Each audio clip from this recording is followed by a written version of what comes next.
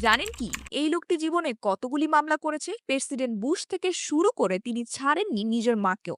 লোকটির নাম হচ্ছে জনাথন লি।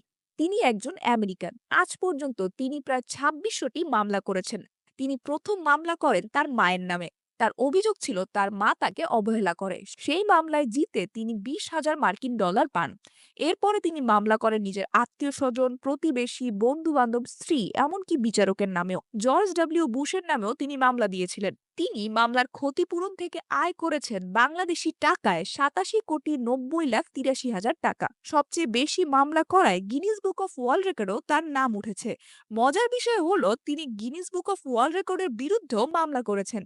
অভিযোগ ছিল অনুমতি ছাড়াই লেখা হয়েছে তার নাম। এই মামলাতে জিতে ৫০,০০০ মার্কিন ডলার ক্ষতিপূরণ পেয়েছেন তিনি। বলা যায় না এই ভিডিওটি করার জন্য হয়তো চ্যানেল টুডের বিরুদ্ধেও মামলা করে বসবেন তিনি।